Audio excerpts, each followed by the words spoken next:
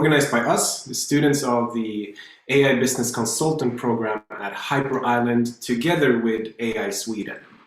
My name is Victor Öberg, and I'm here together with Tosca Malm. Yes, that's right. Thanks, Victor. Again, my name is Tosca Malm. Victor and I will be your hosts for today's AI Think Tank. We actually have a full house today, and to accommodate those on the waitlist, we are also streaming live on YouTube, so they don't miss out on what's gonna be shared within today. Some of you might wonder, what am I doing here? To answer that question, we have prepared a video to explain what we do and what we are trying to achieve. Here it is. Hello there. We are so happy to welcome you to the AI Think Tank. You might be wondering what this event is all about. Well, we want you, business leaders, tech enthusiasts, and the curious to learn about AI. The AI Think Tank is a collaboration between a team of AI business consultant students from Hyper Island together with AI Sweden. Our mission is to connect people, spread awareness of AI, how it can help your businesses, and spark your interest.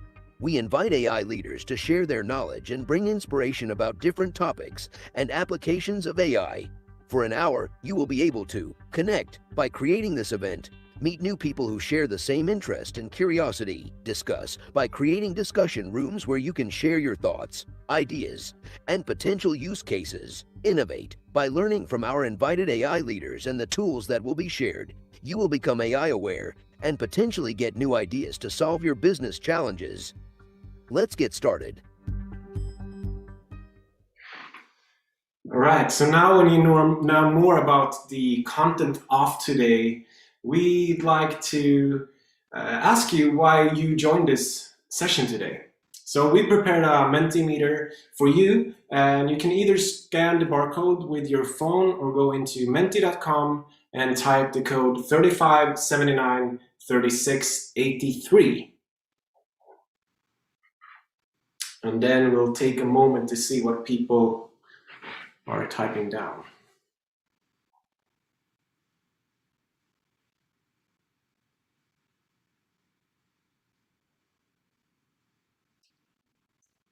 What brought you here, Tosca?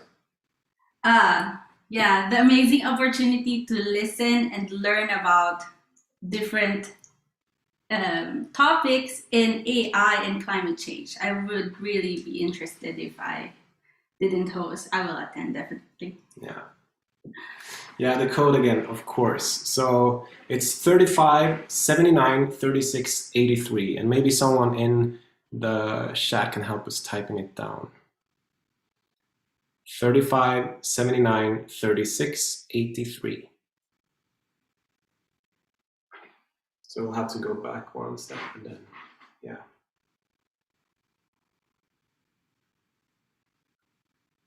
Okay. Let's see.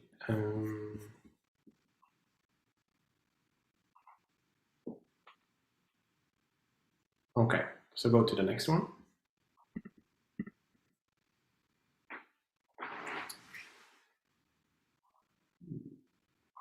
Okay, technical issues. Try go one forward and then one back, maybe. Oh yeah. Okay. This is interesting. All right, so to get inspired, to learn something new, curious about the AI Think Tank format, be smarter about sustainability, that's good. Curiosity, to hear about the combining AI and climate change, to join, to learn and get new ideas. And then we have some Swinglish. I fler the necessity of make a conscious community. Cool. Be smarter. Awesome. This is great. Thanks for sharing that. Yeah. All right. So what is out there for us today, Victor? Yeah, so the structure of today is we're in the welcoming phase. Very soon we will invite Sarah. After that, Erik Wilson from AI Sweden will join. After that, we'll go into the breakout rooms where we discuss, which will be facilitated by the speakers and also students from our class. After that, we go back to the big room to share some insights, and then we'll share a secret gift, and we'll wrap it up at 2 o'clock. Right. So thank you, Victor. As you know, we have two great speakers with us today, and that will share their insights about AI and climate change based on their experience and insights. First up is the lovely Sarah Juhl Gregersen, who is a sustainability consultant and an associate at the Stockholm Resilience Center. She is skilled in the fields of ethical leadership, living systems, and innovation based on planet positive opportunities. Let's give a warm welcome to Sarah.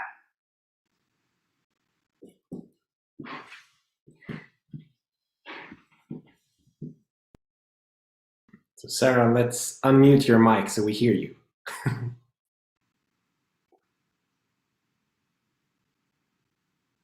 I can maybe help you doing that. So much for the prep. Thank you for letting me in on this, and thanks for sharing a little bit of perspectives on how AR and also I think how climate change, and maybe a little bit broader, how the state of the planet, how that can work together.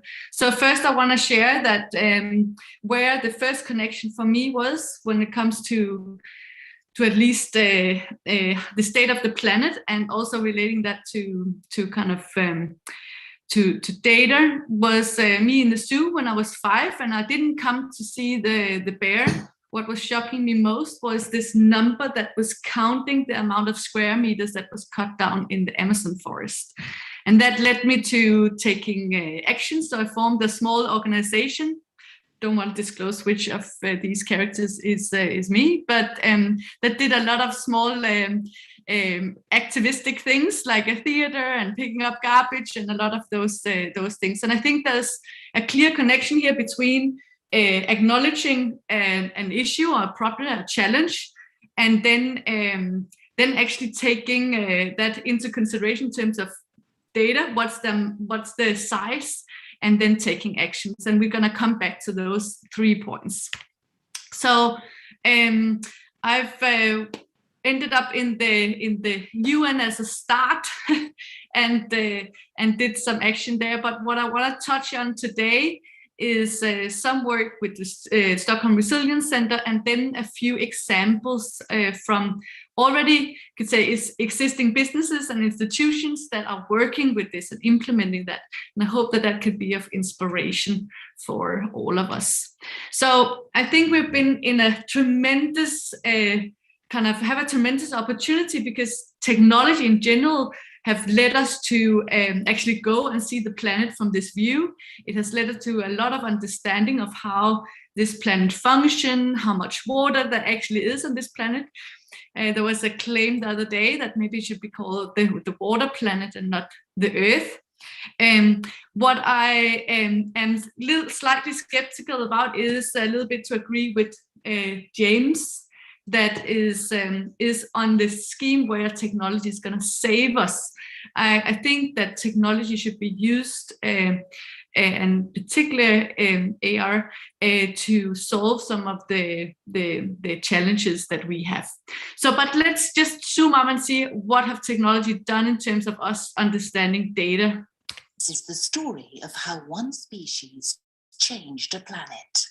The latest chapter of our story begins in England 250 years ago. Fueled by coal, then oil, several brilliant inventions appeared. They ignited the Industrial Revolution, which spread like wildfire through Europe, North America, Japan, then elsewhere. The great railways, then cars and highways, connected people across the globe. Medical discoveries saved millions of lives. New artificial fertilizers meant we could feed more people. Population rose rapidly. But this was nothing compared with what was to come. The 1950s marked the beginning of the Great Acceleration. Globalization, marketing, tourism, and huge investments helped fuel enormous growth. People swarmed to cities, which became even more powerful engines of creativity. In a single lifetime, the well-being of millions has improved beyond measure. Health, wealth, security, longevity, never have so many had so much. yet 1 billion are malnourished. In a single lifetime, we have grown into a phenomenal global force. We move more sediment and rock annually than all natural processes, such as erosion and rivers. We manage 3/4 of all land outside the ice sheets. Greenhouse gas levels this high have not been seen for over 1 million years. Temperatures are increasing. We have made a hole in the ozone layer. We are losing biodiversity. Many of the world's deltas are sinking due to damming, mining, and other causes. Sea level is rising. Ocean acidification is a real threat. We are altering Earth's natural cycles. We have entered the Anthropocene, a new... Gonna cut it there. This we would never been able to see and absorb and actually get our head around if it weren't for great technology. But what is more interesting, what to do about this. So we have so far been able to kind of come up with businesses that was maybe more driven from the tech sphere and the economy sphere, and less from actually what we're standing on the platform, which is the geosphere or even the biosphere, which I'm more kind of focused on. So the Stockholm Resilience Center have done a lot of work in terms of like trying to estimate where are we, what's the state here, and they've come up with the planetary boundaries. There's more boundaries than just these 9, but these are the ones to focus on, and they are being measured both on a global level, but they are also being seen on a national level. And of course, these data helps us to kind of understand what are some of the actions we can take. And I hope that some of you know about the SDGs, and if you see the split here, you see the biosphere as the foundation. It's also called the wedding cake. You have the society and then the economy. And our logical thinking should be that we start with what are the issues in the foundation, and then we can move off. What you have on the other side is a lot of the technologies, and it's on purpose that I've brought more than just the artificial intelligence, but these are the ones that should enable us to solve some of the issues that we have. So it's clear that we have all the data here. This is when it was published in 2010. So you see a bit of a pattern of curves going exponential up.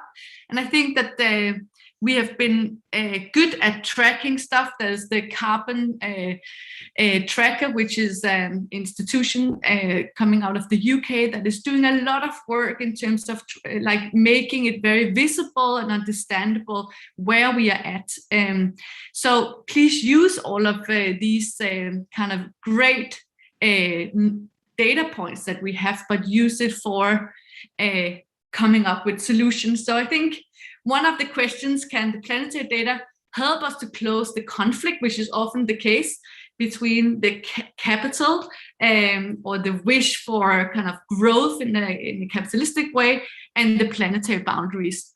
And just one shout out to some of the work that's being done at the Stockholm Resilience Center. So Victor Galas is one of the professors that is leading this space, and I would just want to give you a bit of inspiration to go further here, where they've mapped out where are some of the algorithms like shaping the planet or having a positive or negative impact. But let's go for the solutions and where to look for also in terms of what we can do. So one of the big sources is to look for, to get this right, is to look at nature. And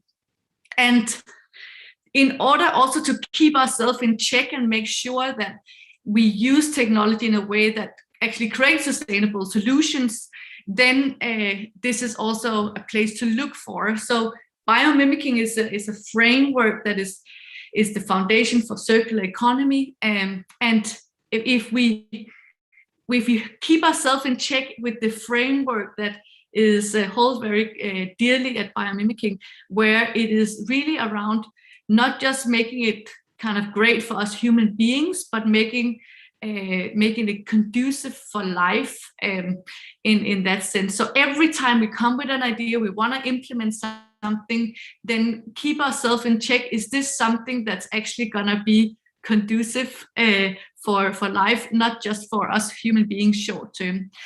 To kind of boil it down, you could also say when you design something from a technology perspective, then instead of thinking about how can we make it human-centric, which we for the last decade have been really good at, but also how can we make it planet-centric?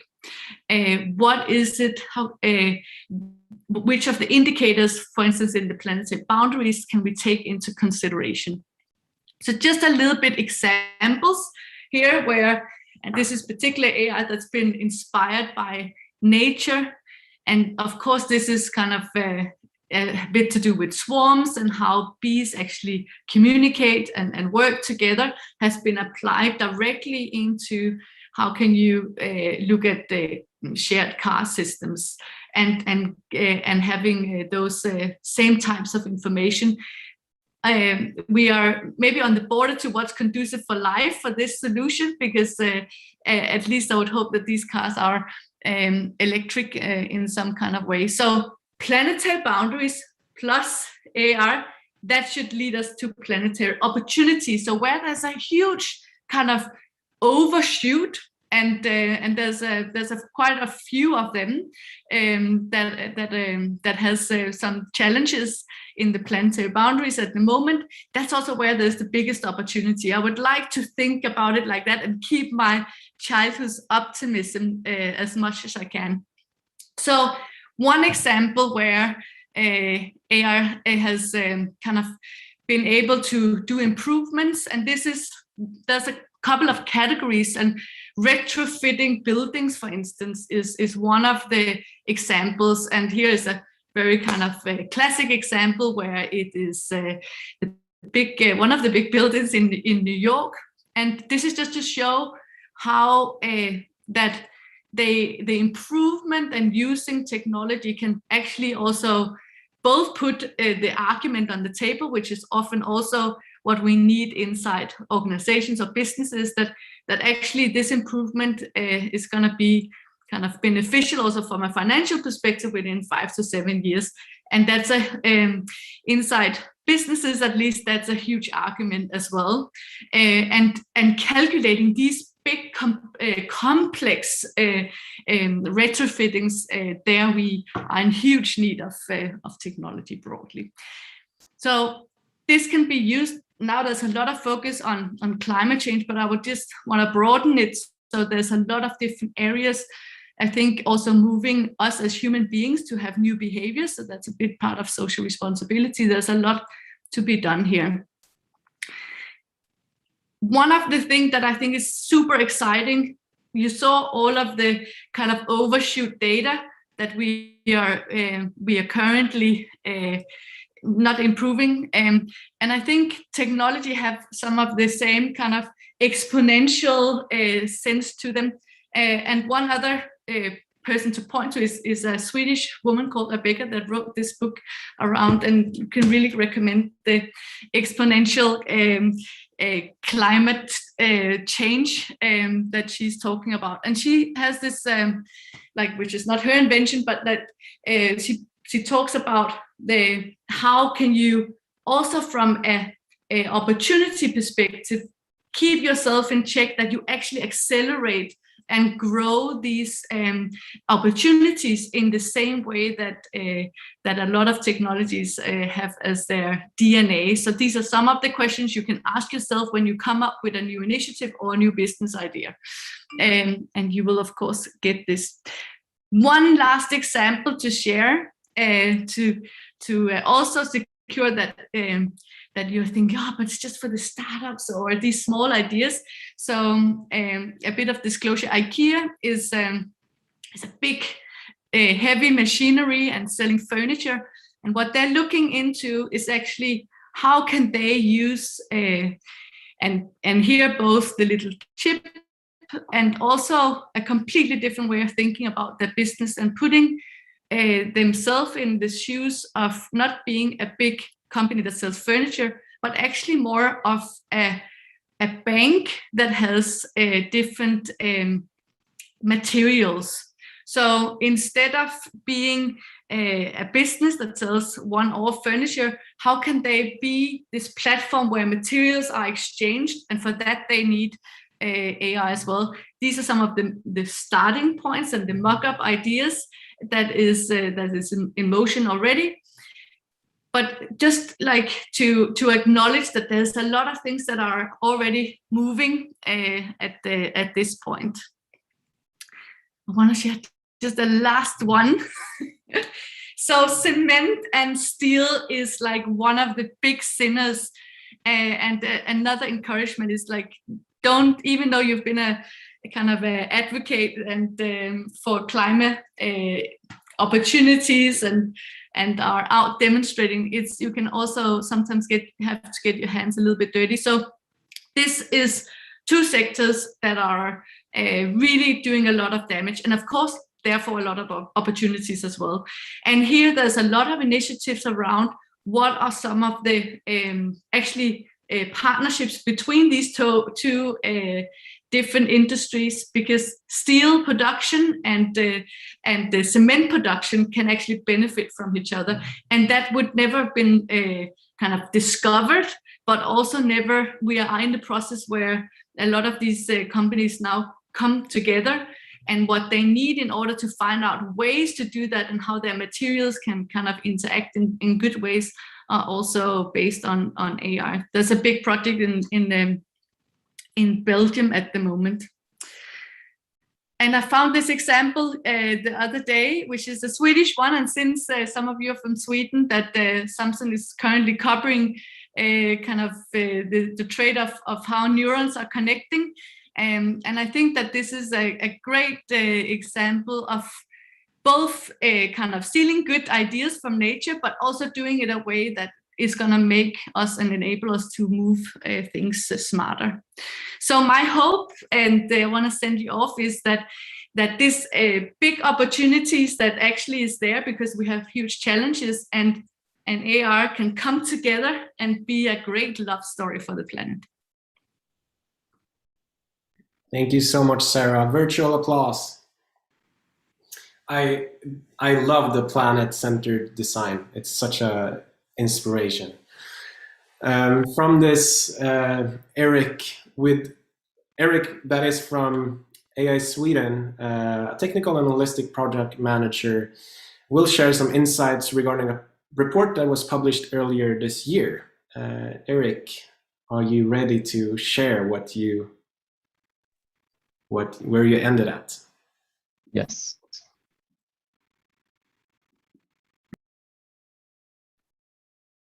So thanks for a great presentation, Sarah. And I also loved how you sort of twisted the question of working sort of towards the planet boundaries plus AI, and not maybe as I framed it, AI plus climate change, because that's also vague, and now we're working towards the climate boundaries. So just some quick thoughts from the process of digesting a report on the account for Vinnova, and some thoughts from working in this field for a while. So I also worked with Victor Galash at Stockholm's Resilience Center, who were part of writing this report, together with RISE, the Swedish Research Institute. So Vinnova, the agency that gives out free money, you should know about them, they came to us and asked us, okay, what opportunities does Sweden have of combining these two sciences? Can you give us like a snapshot of where the world is going, where Sweden is, and what opportunities do we have? So we worked with this last autumn and presented this spring. So take the QR code and download the report.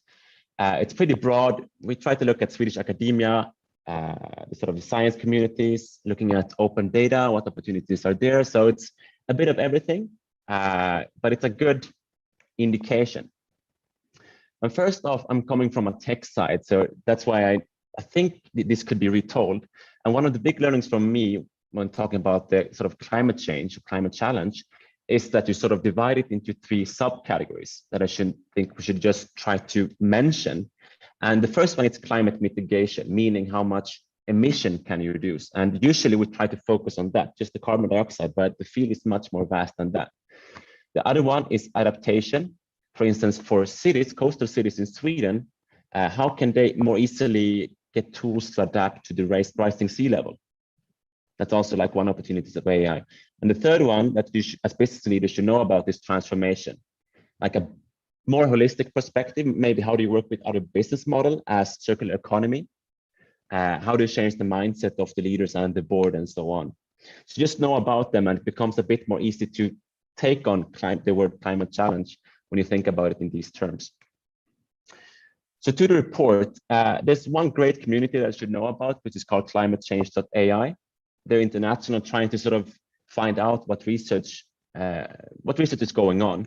And we looked at their seminars for the past years to sort of get a sense of what's happening there. So here's a great report, an example of where they dissected sort of the business into sectors, and they looked at different AI technologies and how they could enable change and also improvements toward climate change. And as you can see in this pie chart, here in Swedish, but the biggest pie chart is weather forecasting, where AI can help. I think a bit boring, but still extremely important, because when you talk to a farmer, what can we do to you? They always point up to the clouds and saying, get better weather, because that's what affects the outcome of the yield. But just know about this community and the research of where it's heading. We were also asked, always as a sort of investor, how much money can we get back, and what's the opportunities of using AI for sort of saving carbon dioxide? And there's really no good indication of how much carbon dioxide you can save from enabling this new technology. There's a few of the big consultancy companies that have given out reports, PwC and Boston Consulting Group. It's a bit of guesstimate, but just know they're out there, but they don't say much. But that was one of the sort of key questions Vinnova asked us.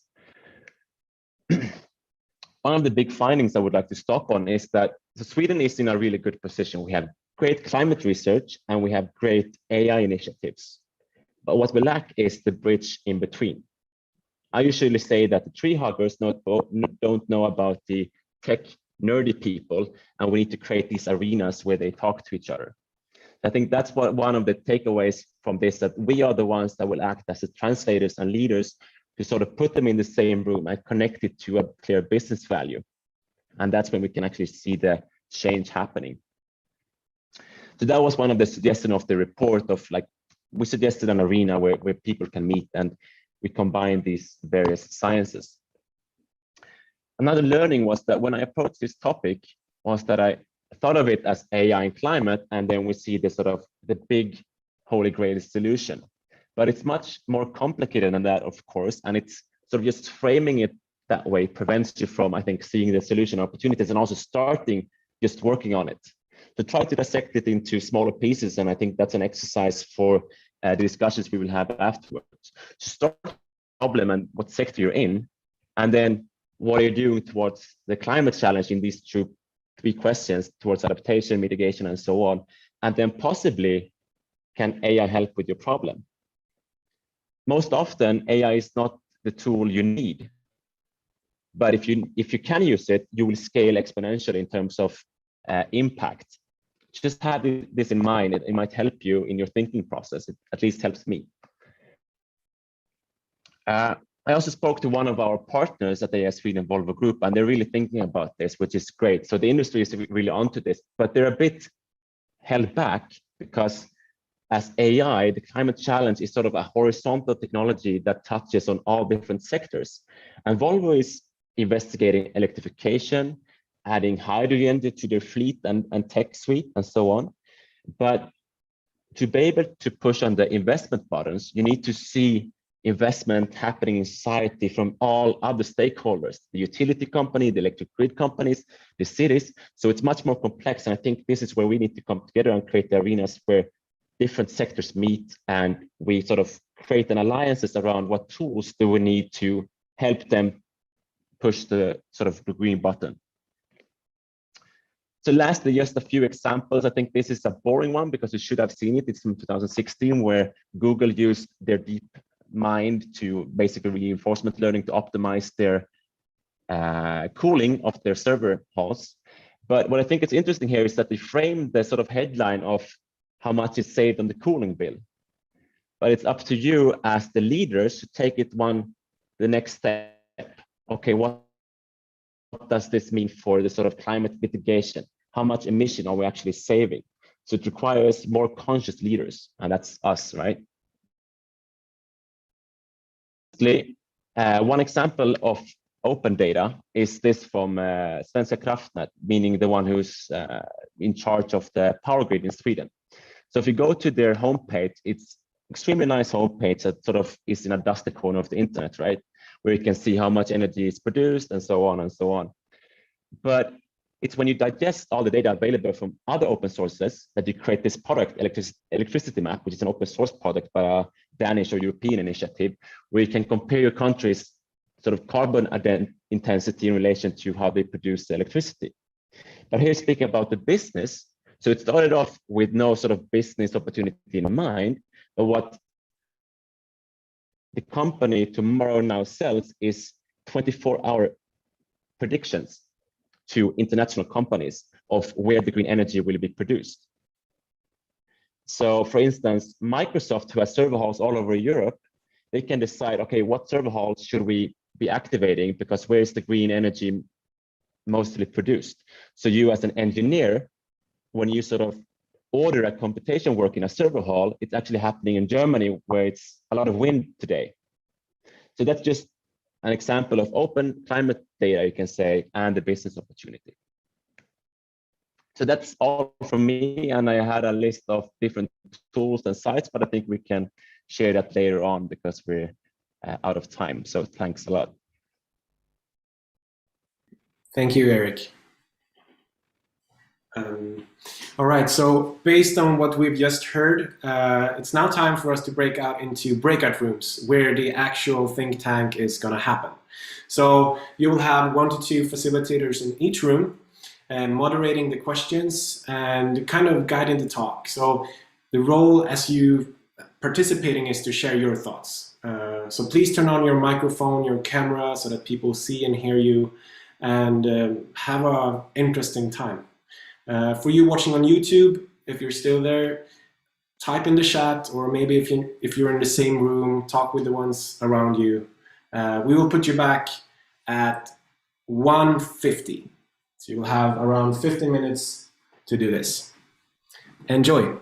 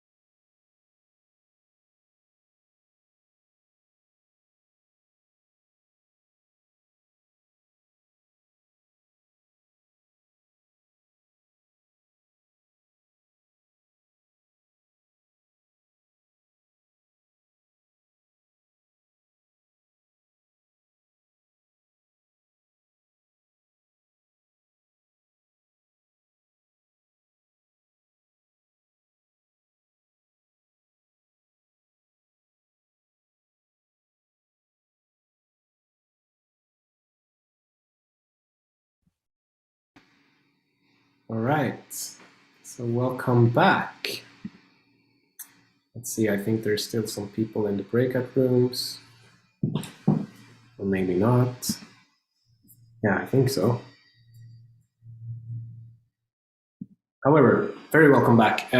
We hope that you had some interesting experiences and sharings in the rooms. We'd love to hear some voices. And let's see. Alexander, would you like to share some talks from your room?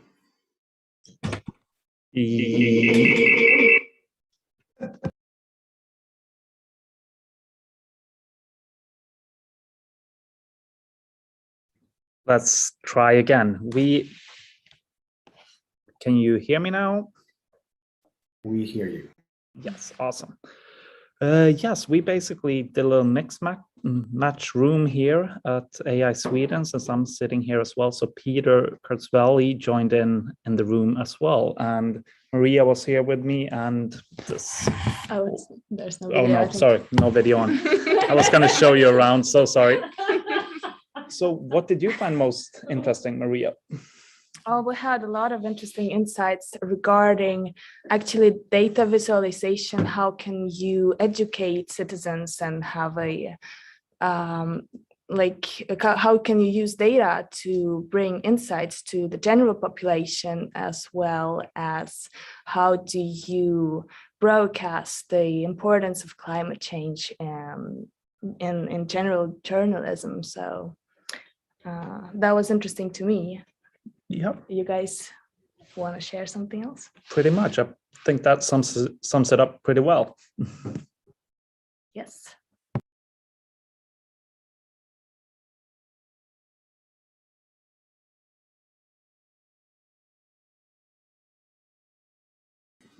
Okay, so we have some issues with not seeing you, but anyways, David, would you like to share some chats from your room? Yeah, sure. Let me find some notes here.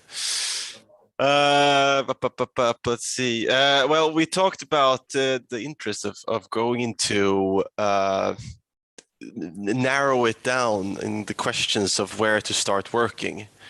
Of starting in a geographic area of limitation, maybe different states or countries, and also how the research presented, how that connects to the reality of what we're working with more.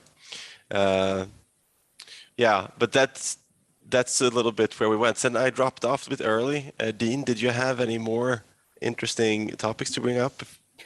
Yeah, my camera, I'm sorry, is not, some issues there. I don't know what. But anyhow, yeah, we had to talk about the nudging process, what has been started like since 2016. And I would like to, Paula had there a really great idea that I would like Paula to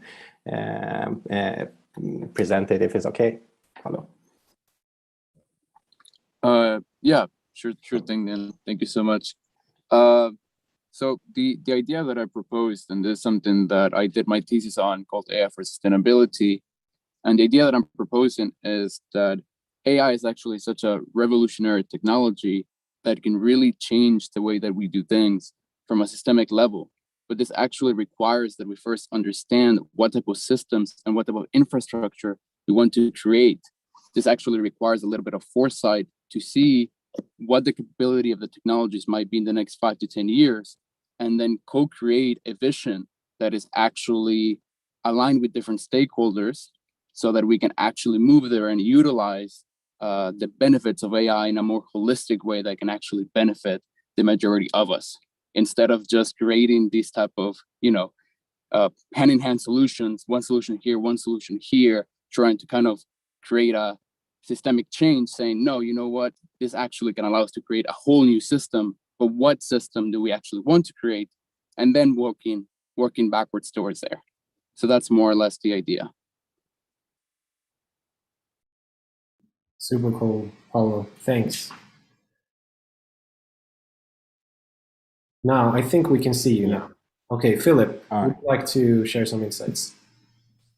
Yes, I had some interesting talks with Anna Hörlén at Stockholm Stad about the challenges of implementing AI and climate change in general, and in working within municipalities. Because you have some data that you can use easily and some data that's like personal and maybe hard to use. But either way, they have a challenge of like, or many organizations has this challenge of, yeah, we got data and we want to use AI, but what strategies do we need to set up? Like, where do we start? Where can we find our opportunity and move forward? So that's super interesting, because there's a lot of, because I've been working within municipalities myself, so I know like there's a lot of people that really wants to make a change there, and it's really important to see like how can we utilize these new tools and move forward. So this is super interesting. So we have interesting talks about that. That's super cool. Yeah. Thank you all for sharing such interesting point of views out there, and I hope that you learn from each other too. Yeah, so as promised, we have a secret gift to share with you. So if you check out our LinkedIn community, AI and Business, or AI and Think Tank, you can access a tool called Sustainable Business Model Canvas, which will be shared by Sarah. If you scan this QR code, you will find our community where you can access this tool and much more to come. Yeah. So Sarah, would you like to say some words about that tool, just shortly? Yes, so there's two tools, and one is one I shared in the talk, and that is the moonshot canvas, and that's going to lead you to some of the kind of first questions to take into consideration and first steps. And the other one is the sustainable business model canvas. It's one of them. There's a lot out there, but it's one that at least is going to, with a first initiative or on an existing business, that can get you started with the thinking. That's awesome. Thank you. Yeah, and finally, with that said and shared, we'd like to do a checkout by heading back to Menti and now hear about your takeaways from this session. So scan the code or go in with the code. So 35, 79, 36, 83.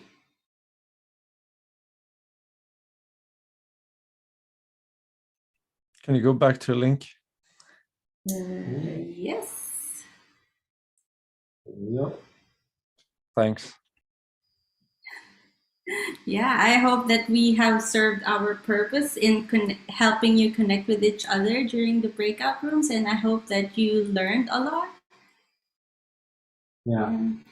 So, of course, we wanted to hear from all different rooms, but you know, this is the time for us to find connections, and hopefully that served you today. Let's see now if we have any takeaways. Okay. Okay. All right. Hopefully we have takeaways. Anyhow, I have takeaways, and I think I really enjoyed this this set of having experts coming in, sharing their perspectives from where they're from, and then for you to have a chance to share your insights and your business challenges. Yeah, so thank you for joining us today, and we hope that we see you again on the 26th of October for the AI transformation session. So thank you all for coming, and we hope that we learned a lot from this. I learned a lot personally. Me too. Have a beautiful day. Bye-bye. Thank you. Thank you. Bye. Thank you. Bye. Nice to meet you.